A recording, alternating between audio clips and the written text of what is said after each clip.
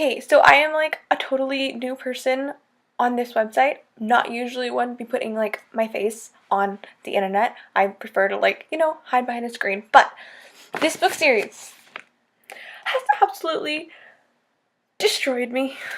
I cannot eat. I cannot sleep. I cannot read another book because all I'm doing is thinking about the ending of this lovely one right here. This one that just came out and is like one of my precious baby angel, because oh my god. So, in an effort to be able to possibly read something else and move on with my life, though I do not want to, I'm gonna try this. So, first one will be A Court of Thorns and Roses. I don't know how many of you, if anybody's watching, are familiar with Poland banana books.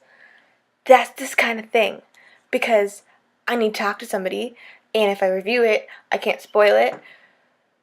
But if I do this, then I can say things, and if you guys have read it, then you'll understand, and like, comment, and please talk to me because I'm so alone, and nobody else has read these books, and I don't have any other reader friends really, and I'm just sitting here in my own thoughts, and like basking in the glory that is this series, and I can't get it out. So like, if you don't want spoilers, you might want to leave. I'll give a quick rundown, but you might want to go. So, anyway, starting now. A Court of Thorns and Roses. Everybody has been telling me to read this for years. I read her Throne of Glass series. Absolutely loved it. Sarah J. Maas, you were one of my absolute favorite authors, like, in the history of authoring.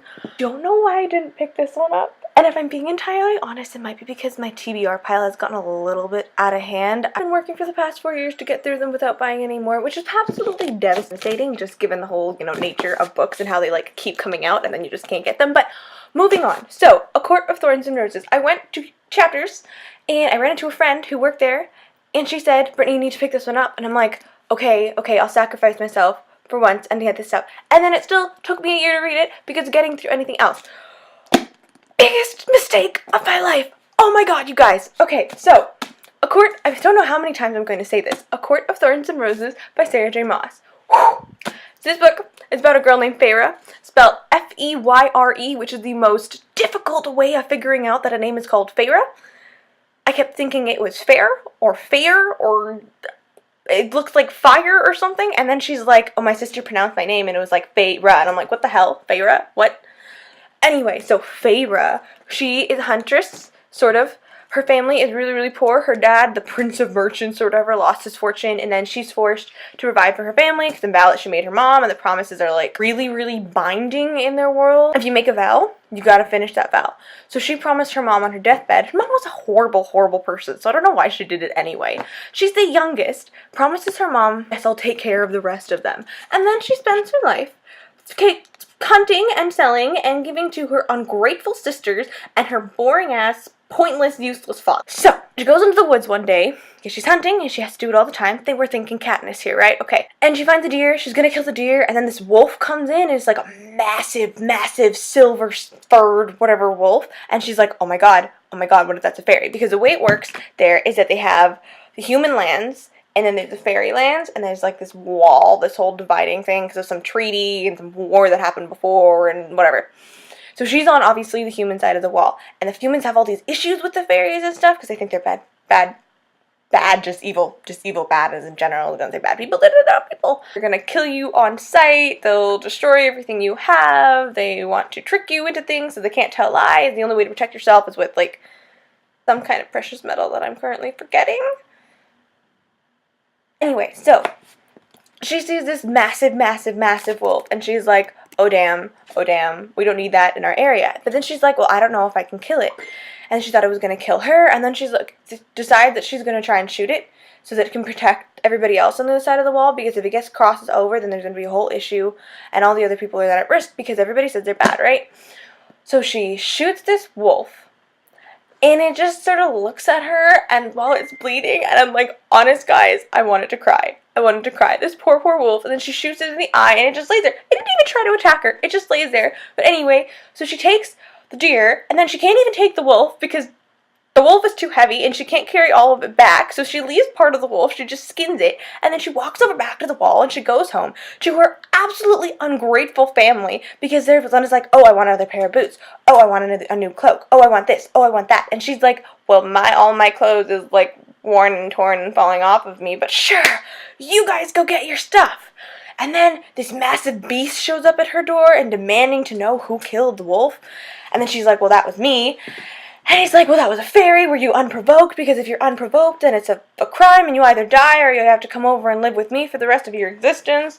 And then so she reluctantly goes to live over there on the side of the wall with him for the rest of her existence, whatever human life, because she's not immortal, even though the rest of them are. So the Fae are all completely immortal. They have all these fancy powers, especially so the different Fae that you are, the higher you are. I get this feeling that fairies in general are just like freaky things. So then the lesser fairies are a little less important, less powerful, less thing. There's this whole like level system that the fairies are really angry about.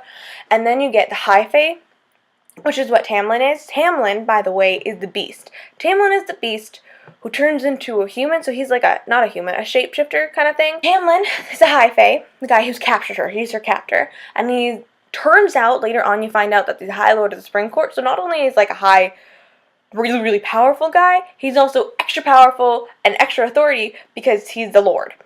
So, and I'm all over the place, guys. I'm really shook up with this series. So, on the other side of the wall, they have 7 different courts. So they have the solar courts, and you have basically like the seasonal courts. So there's the dawn court, the night court, and the day court, which are the solar courts, and then the spring court, the autumn court, the summer court, and the winter court. And that's what Tamlin is part of. Tamlin's the High Lord of the Spring Court. So anyway, Feyre gets there, and she finds out everybody's wearing these fancy jewel-encrusted masks, and they were cursed, and they can't take them off, but you don't know why, and you don't know what happened until you figure out later.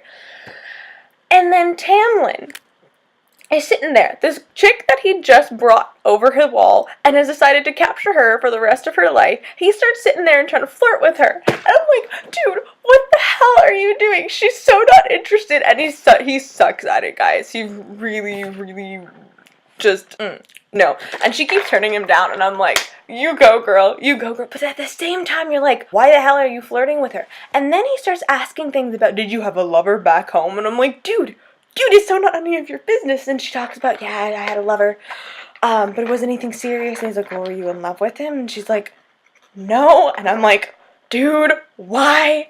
Anyway, so also in the Spring Court, there's this guy named Lucien, and Lucien is Tamlin's best friend and an emissary. And so he was like Andrus.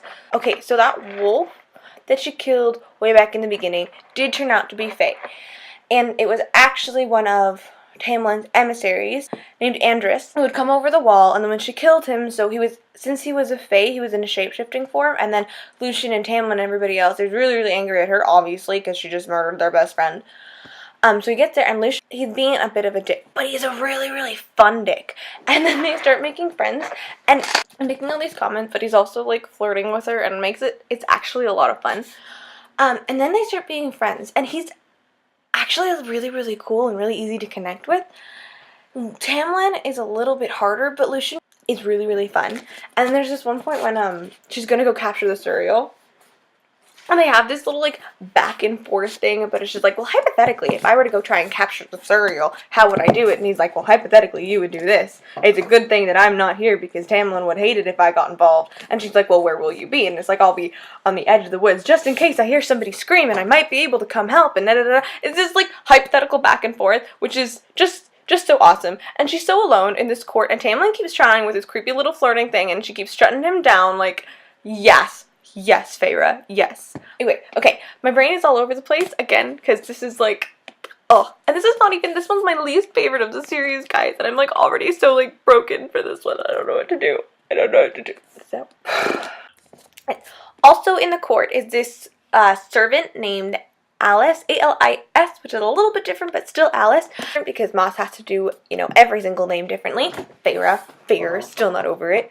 And she's basically like Feyre's lady in waiting, I guess, that kind of thing. But she's actually really, really sweet. And I wouldn't say she's like a mom, but she's also like a caretaker. She's actually looking out for Feyre, which is really, really good because the rest of them are kind of being douchebags a little bit. And Tamlin, like I said, Tamlin is still trying to flirt with her. And apparently, which I hadn't realized, is supposed to be a Beauty and the Beast retelling kind of thing, or at least inspiration, which then makes so much sense for why Tamlin is still trying to flirt with her, because obviously he needs her to break the curse. But you don't know that until he sends her away, like anything else. So I was sitting there and I'm like, I don't understand. I don't get any of this. Like, what is going on? But anyway, Tamlin himself. At first, he bugged me. Then, he bugged me more. And then he seems really, really sweet, and he's being nice things, and then he's taking her to, like, pools that look like starlight and to forests and stuff, and he's buying her paints, and I'm just like, oh, my heart, be still, be still. And then, oh my god, guys, that scene on whatever, Fire Night or something, when he, I was waiting for him to do something, because he keeps flirting with her or whatever. The problem was there wasn't, like, that much sexual tension, which kind of bothered me, because, like, I like when there's sexual tension in the books. And it just seemed like he liked her, and then she's kind of, like, warming up to him, and then he doesn't do anything at all, like, ever. And then finally on Calanmai, when he's all, like, doped up on primal instincts and trying to find her to complete, like, the whole ritual, he can't find her, and then he finds her in the hallway, and he's like, if I found you, I would have been gentle. And I'm like, what, dude? Oh my god. And then he bites her, and I'm like, oh my god. Okay, but then also on Calanmai, you meet Rhysand. Sorry. Okay, for future, if you're gonna put a pronunciation guide in the book, put it in the front. Put it in the front. Because I was saying Rhysand as Rhysand the entire time. And then it was in, like, the last 20 pages, and I'm like, oh, what's this extra page at the back? And it turned out to be a pronunciation guide, and I'm like, I have been saying all of these words wrong for the past, like, 400 pages. I don't appreciate this, Sarah Maas. I don't appreciate this. Anyway, Rhysand. Forgive me if any of you Tamlin shippers, because Rhysand was my favorite from the beginning. Damn. Anyway, then she goes back to Tamlin, and she goes back to court with him, and there's a lot of time jumps and stuff, because I'm thinking it was, like, a little bit frustrating, because I'm like, I don't know what's going on. I want to know what's going on. And then, Rhysand comes back, which is, like, my love. Rhysand comes back in the form of, like, I don't know, he just, like, randomly appears in the court, and he's going after Tamlin, because it's about Amarantha. So, Amarantha turns out to be the one who put the curse on everybody. And Amarantha is the one that Tamlin is trying to hide Feyre from. He doesn't want her to know about her, because Amarantha's got stuff on Tamlin. So basically what happened is she wanted Tamlin to marry her, and he said, fuck no. And then she's like, well, damn you, I'm gonna go put masks on all your faces, and you're gonna have to find a human girl with hate in her heart who kills a fairy to fall in love with you. Beauty and the Beast, you see it? Beauty and the Beast. But she can't, because humans are so vain, and they only see the mask and stuff, and it was all because she had some, like, vendetta against human people because of her poor dear sister Clythia or whatever. I don't really care about Amarantha. I fucking hate Amarantha. So we're gonna stick with Tamlin. And Rhysand, who shows up in the house, and he goes into Feyre's mind, and then he reads her thoughts out to Tamlin about, like, sex with him. It was very strange, and I'm like, that was not cool, and I really liked him, and then all of a sudden I didn't. Anyway, and then Tamlin's all like, oh, we gotta send you away, Feyre, and I'm like, are you serious? That's all that's gonna happen? But then there's, like, another whole 200 or 150 pages left, so I'm like, okay, it can't be the end. And then, Tamlin goes to tell her, and then they get all sexy time, and then she goes home. only to find out that her sisters, Elaine and Nesta, who Tamlin had said were totally covered for because I glamored their brains so they think you were taken away by some rich aunt and I have them well provided for because so your vow to your mom is all fulfilled and you can stay here with me for the rest of your life. Not creepy at all, right? She finds out that it worked on Elaine, her middle sister, and it worked on her dad, but her very, very strong-willed, kind of bitchy older sister, Nesta, had no idea. And so Nesta, who was so cruel and mean to Feyre in the very beginning, had actually tried to cross over the wall and go find her, but she couldn't make it. So she doesn't believe any of this. And then Feyre comes back, and Feyre tells Nesta everything that happened, and then she finds out about Amarantha and all the bad stuff that's going on back behind the wall, and she's like, well, I have to go save Tamlin now. And then Nesta's like, okay, I'll cover for you. And then she goes back over the wall. And then Amarantha, I hate that girl. So she goes into Under the Mountain. And she finds Tamlin and Amarantha, who's the queen, basically, of all the courts. Even though originally she wasn't, because she was King of Hybern General, which I have a feeling. King of Hybern. So lonely man, king on a different island of Fae. I feel like he's getting it really, really important in the next. Well, I felt like, because then I read the two. Really, really important in the next two. But Amarantha is stuck to a Court of Thorns and Roses. So she goes in, and Tamlin is, like, sitting beside her, like her pet thing. And then Feyre's like, well, basically give me him back. And then Amarantha's like, well, you can either solve this riddle, and I'll let you out immediately with him, or you can complete 3 of my tasks, and I'll let him out at some point. It's just... So then Feyre automatically agrees, and then she has to go through a bunch of tasks. The first one, she has to kill a word worm. The second one, she has to solve a riddle. But she's illiterate, which is... When she went into the pit and they had the words up there and I'm like, oh no, she fucking didn't. Oh no, she didn't. Because Feyre can't read any of it. And then Rhysand has to help her through the bargain that he made. Because when he showed up and he starts like licking away her tears, I'm like, dude, what are you doing? But also like, keep doing it. I liked Rhysand so much. What really pissed me off though while they were under the mountain is that Feyre's going through all of these trials and stuff like that, and Tamlin just sort of watching, and he's trying not to react because he's trying not to show Amarantha how much she cares, but he's supposed to care, and she's doing all of this for him, and he just does nothing. He doesn't try to get her out, he doesn't try to escape himself, and then I have like one break when Rhysand has this bargain with her, and then she gets all drunk and then has to go dancing with him, right? And that one when he only uses that little break that he has to go and rescue her when Amarantha isn't looking, and he goes in and he's like, I have to hook up with you because I am so, like, deprived right now. What the hell, man? What the hell? Anyway, so then she goes and does her last trial, and she has to kill the sword for poor fairies. I was like, I can't. And poor Feyre doesn't like to kill anything, and the last one was Tamlin. It, like, looked like Tamlin, and then she, oh, God, she couldn't, and it was just, oh. I can't, guys. I can't. And then she wins. But she doesn't win because Amarantha's like, I told you that if you've completed all my trials, then I would let you out. But it didn't say it immediately. I said if you solved my riddle, you could be let out immediately. So you're screwed and you're stuck here. And she's like, you fucking bitch. And then... So then she starts fighting her, and then Rhysand starts fighting, and then Tamlin is just, like, barely doing anything. And then all of a sudden he turns into the beast, and I was like, okay, finally, you do something. But Rhysand was there the whole time, and he was trying to save her.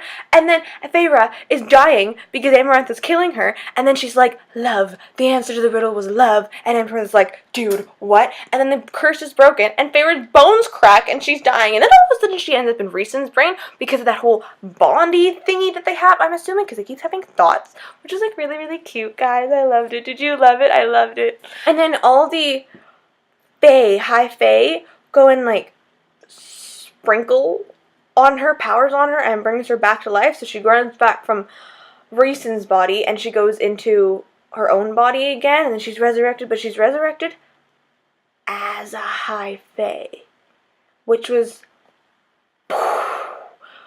wasn't expecting that. And then she goes back with Tamlin, and I was kind of bummed because Rhysand, which, please forgive me, all of you, because I don't know, for some reason, I couldn't connect with Tamlin the same way. He did things slowly, and he was fun and flirty, but only to a certain extent. It was like, I don't know, I couldn't ship them. I couldn't ship them. I liked them, but I couldn't ship them. And then Reeson comes in and I'm like, I don't even know if you're supposed to be a ship, dude. But I really, really liked him. And at the end of it, I was like, okay, so obviously there's something going on. And I heard about Court of Mist and Fury, the second one, my favorite, as being focused with Reeson. So I'm like, okay, there's obviously got to be something going on. And then I loved him even more than Tamlin, even when he was being a douchebag. So like, oops. Anyway, she goes back with Tamlin, and that's where it ends. This whole emotional roller coaster ride that started the ACOTAR series that has been the love of my life, finished with her going back to Tamlin. Tamlin, in these two books, it's like a totally different character, and I'm not going to say that here. I'll do it in the next one, because people, you might not have read all of them, but if you haven't, read it. If you only read this one, read the others, because you really, really need to get to the second one, and the third one is just like, oh, my heart is broken, and like, I don't know, guys. So, I'm going to sign off for A Court of Thorns and Roses, and I'll be back in like 5 minutes with the next one. So, bye!